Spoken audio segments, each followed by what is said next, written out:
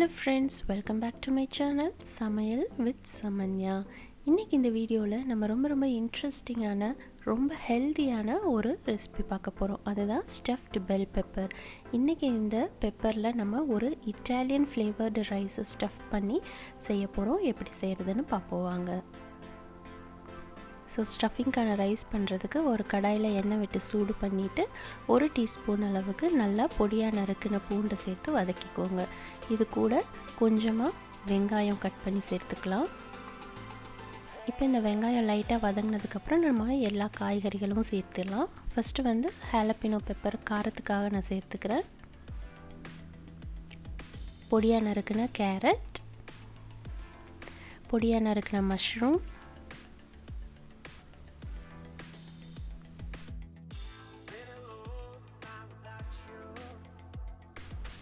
இப்போ இது கூட நான் ராஜ்மா வந்து நல்லா ஊற வச்சு வேக வச்சு வச்சுருக்கேன், அதையும் கொஞ்சம் சேர்த்துக்கிறேன்.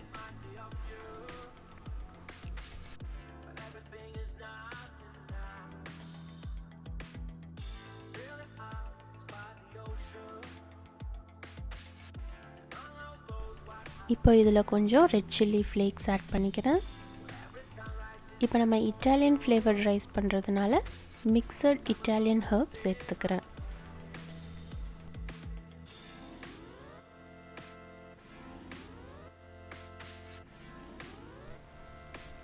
இப்போ இதில் கொஞ்சம் கேபேஜ் ஆட் பண்ணிக்கிறேன்.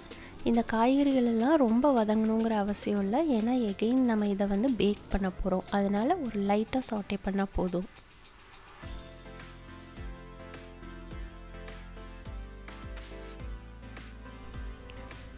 இப்போ இந்த வெஜிடபிள்ஸ் கூட நான் வந்து இன்றைக்கி கீனுவா ரைஸ் ஆட் பண்ணுறேன்.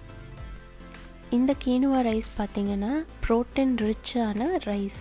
இது ரொம்ப ஹெல்தியானது. ஸோ அதனால் நான் இன்றைக்கி இதை ஆட் பண்ணிக்கிறேன். பட் இதுதான் ஆட் பண்ணணுங்கிற அவசியம் இல்லை, நீங்கள் நார்மல் ரைஸ் கூட ஆட் பண்ணிக்கலாம்.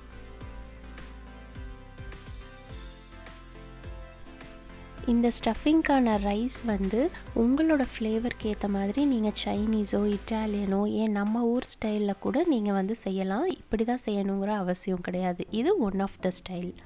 இப்போது இந்த ரைஸ்க்கு ஏற்ற உப்பையும் சேர்த்து நல்லா நம்ம கிளறிட்டோன்னா நம்ம ஸ்டஃப் பண்ணுறதுக்கான அந்த ஸ்டஃபிங் ரைஸ் ரெடி.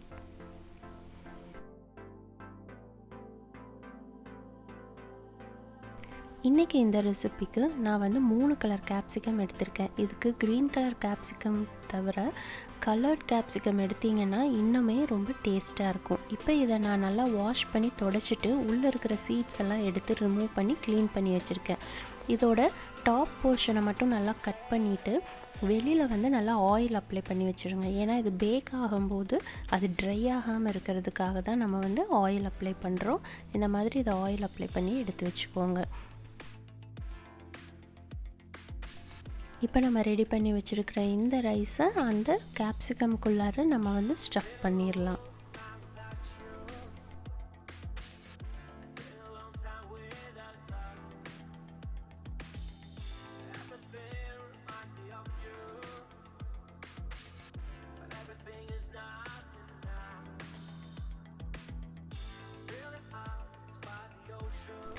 இப்போ இதே மாதிரி நம்ம எடுத்து வச்சுருக்கிற மீதி பெல் பெப்பர்ஸ் எல்லாத்தையும் ஸ்டஃப் பண்ணிடலாம்.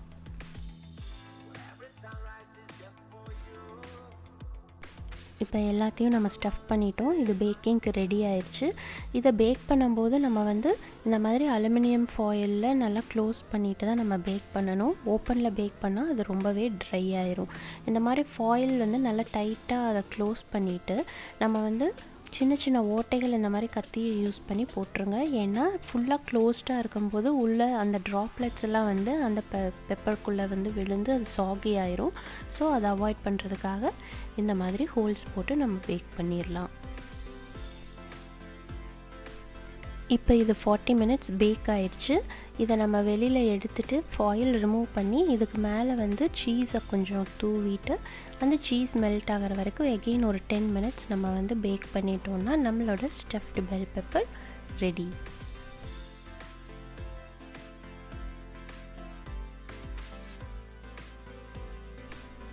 இந்த ரெசிபியோட பேர் கேட்குறதுக்கு தாங்க ரொம்ப டிஃப்ரெண்ட்டாக இருக்கும், ஆனால் செய்கிறது ரொம்ப ரொம்ப ஈஸி. இதில் உங்களோட ஃபேவரட்டான ரைஸ் அண்ட் வெஜிடபிள்ஸ் யூஸ் பண்ணி தாராளமாக இந்த ரெசிபியை உங்களோட ஐடியா படி எப்படி வேணாலும் செய்யலாம். இந்த வீடியோ உங்கள் எல்லாத்துக்கும் கண்டிப்பாக பிடிச்சிருக்குன்னு நினைக்கிறேன். இந்த சேனலை சப்ஸ்கிரைப் பண்ணாதவங்க கண்டிப்பாக சப்ஸ்கிரைப் பண்ணிடுங்க. நோட்டிஃபிகேஷன் பெல்லை மறக்காமல் அழுத்திடுங்க. இந்த வீடியோவை கண்டிப்பாக லைக் பண்ணுங்கள், உங்கள் ஃப்ரெண்ட்ஸ் கூட ஷேர் பண்ணிக்கோங்க. தேங்க்ஸ் ஃபார் வாட்சிங்.